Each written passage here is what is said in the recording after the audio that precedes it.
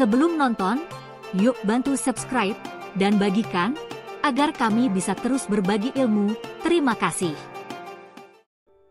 Kita ambil beberapa tips ya. Ini lagi-lagi tips motivasional untuk kita bisa bermimpi yang benar dan mewujudkan mimpi yang benar.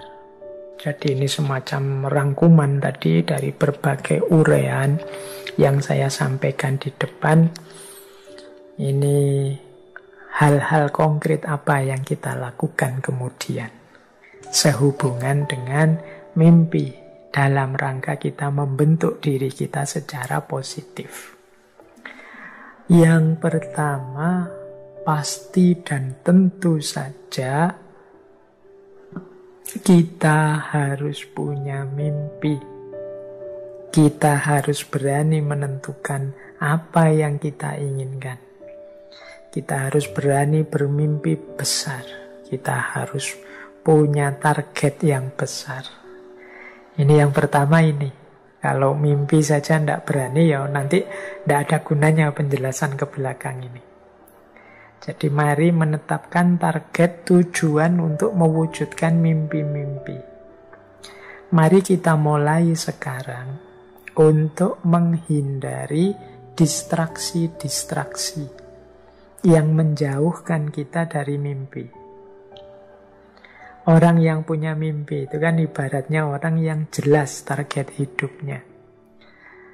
Berarti dia tahu nanti dia mau kemana, tujuannya apa.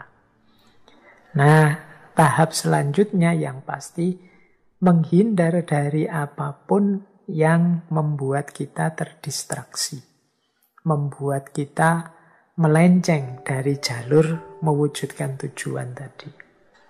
Ini yang pertama. Jadi, ayo bermimpi, mari menetapkan tujuan, dan pelan-pelan mari menghindar dari apapun yang menjauhkan kita dari tujuan.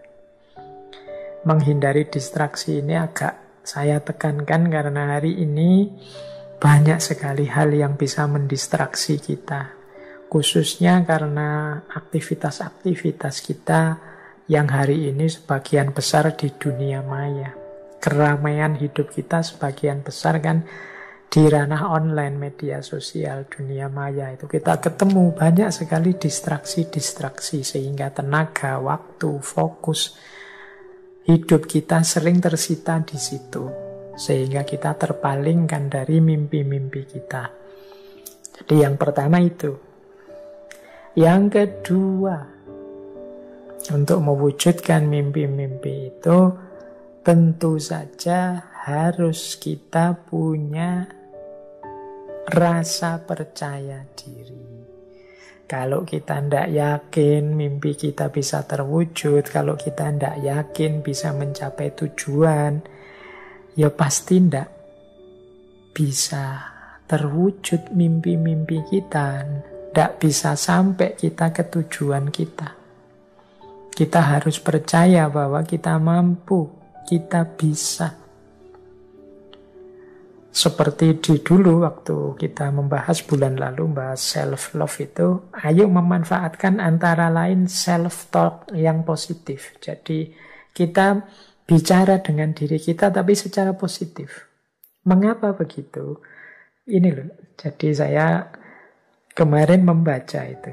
Jadi setiap orang itu rata-rata dalam sehari itu berpikir, kalau dihitung itu sekitar 50.000 kali.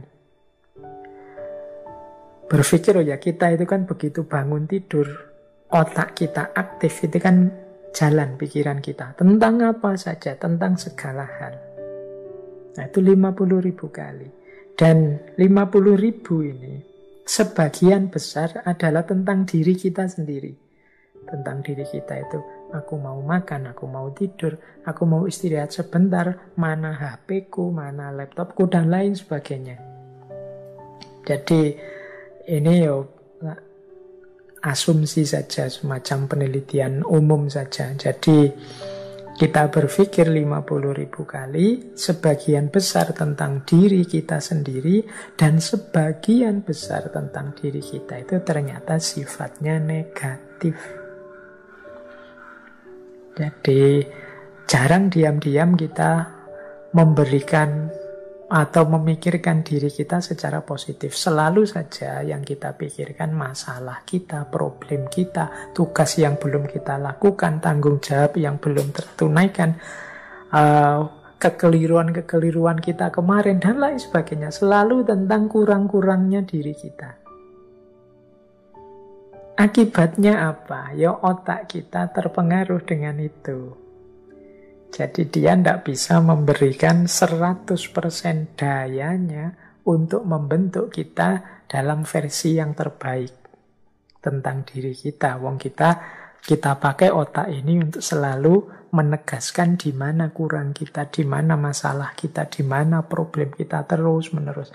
Bukan berarti salah, tapi kalau sebagian besar sifatnya negatif, ya tentu saja kemudian terbentuk pandangan diam-diam, atau mungkin kalau bahasanya Freud tadi, di bawah sadar kita, bahwa kita itu banyak sekali kekurangannya, serba tidak sempurna, kita itu lemah.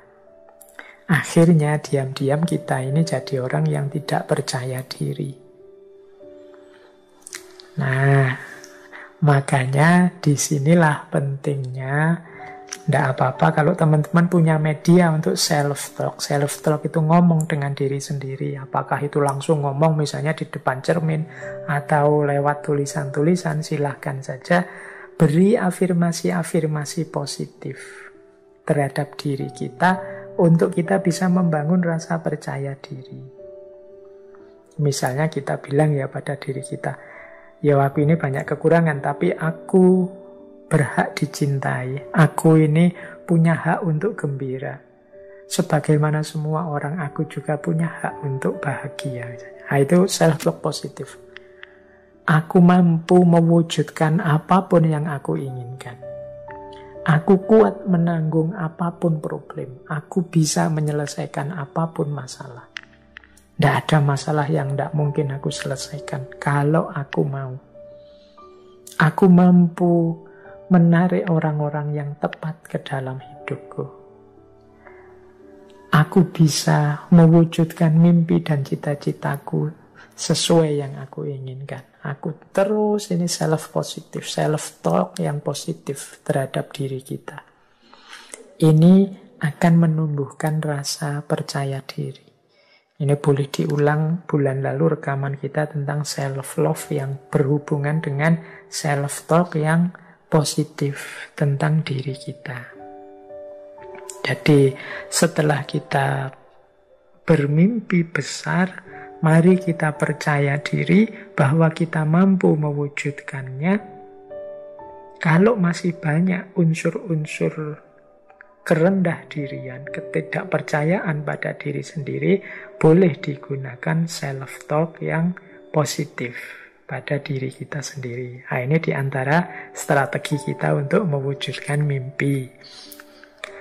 Yang ketiga, yaitu akui hal-hal positif yang pernah kita capai di masa lalu. Nah, ini akan membantu kita mewujudkan rasa percaya diri. Jadi kita ingat-ingat hal-hal positif yang pernah kita capai. Kan tidak ada orang itu yang tidak punya capaian apapun. Sekecil apapun, seperti apapun bentuknya, pasti setiap orang pernah punya capaian-capaian. Meskipun sekedar di level kampungnya sendiri, atau mungkin di rumahnya sendiri, atau mungkin urusan-urusan pribadinya sendiri. Bahkan termasuk hal yang paling kecil. Wah, aku pernah sabar di hadapan temanku yang sebenarnya sudah sangat menjengkelkan. Ini kan kecil. Mungkin kita punya teman yang temperamen, atau kita punya teman yang cerewet, yang membuat kita sering tidak sabaran. Tapi kita pernah berhasil sabar mendengarkan dia cerewet selama berjam-jam. Oh, itu kan Anggap saja itu capaian positif bahwa ternyata aku mampu loh mengendalikan diri. Aku pernah berhasil mengendalikan diri. Itu contoh hal positif. Tidak apa-apa kita ingat-ingat untuk membantu kita mewujudkan rasa percaya diri. Bahwa kita ini sesuatu kok.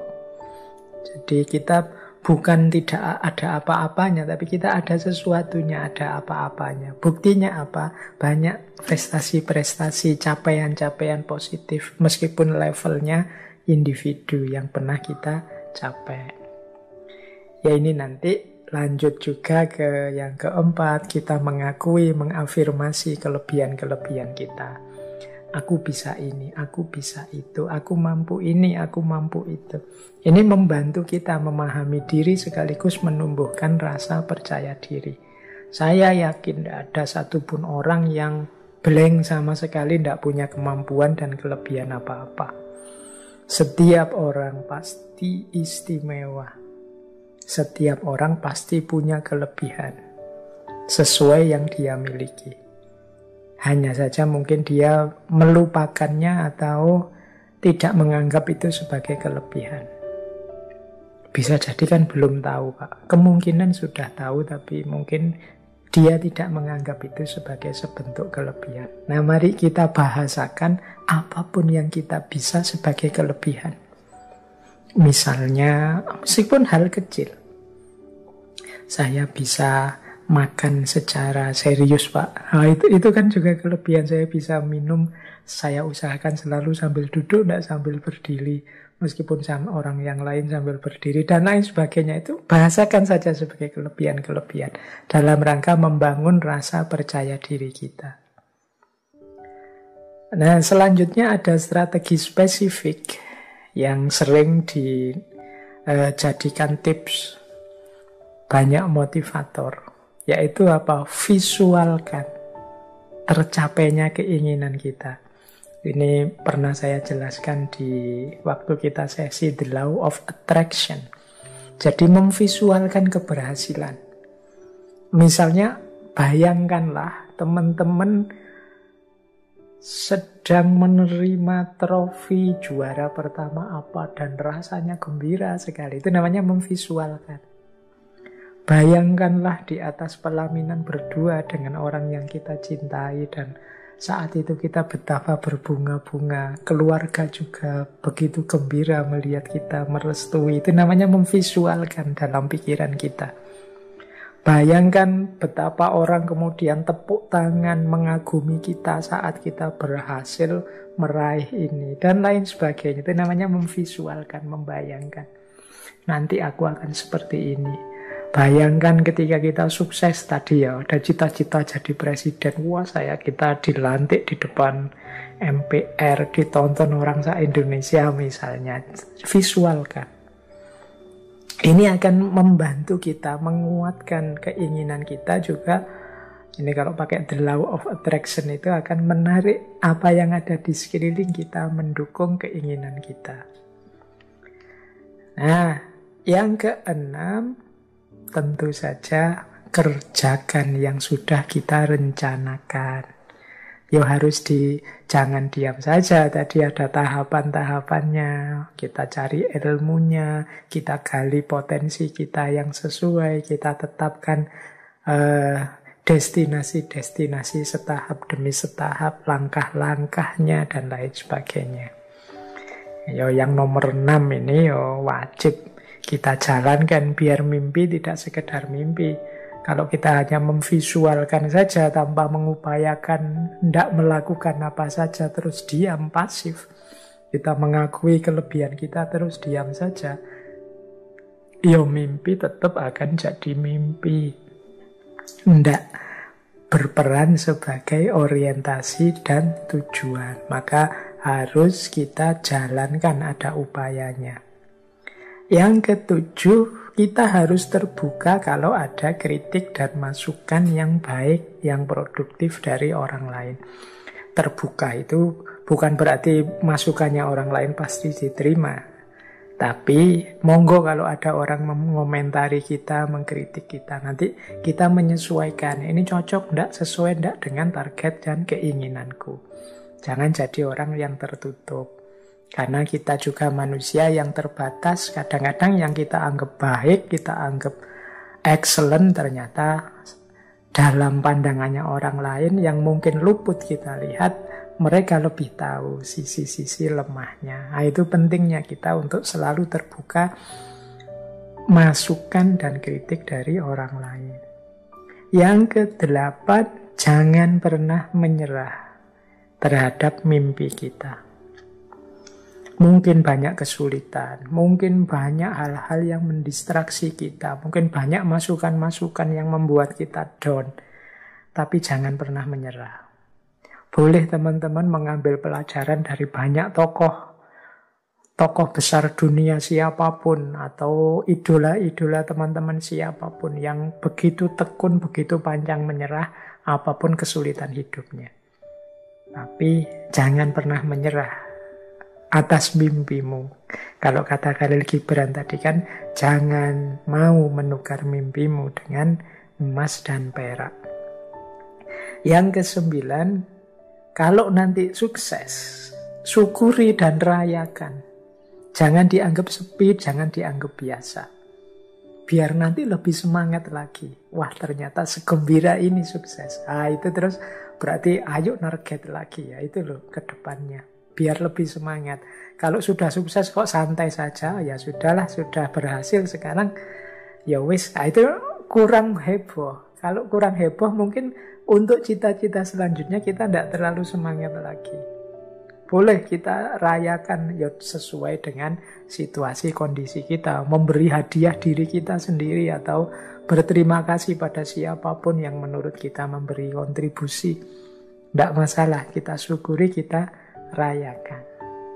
Dan yang terakhir, tentu saja ketika mimpi-mimpi kita tercapai, terwujud,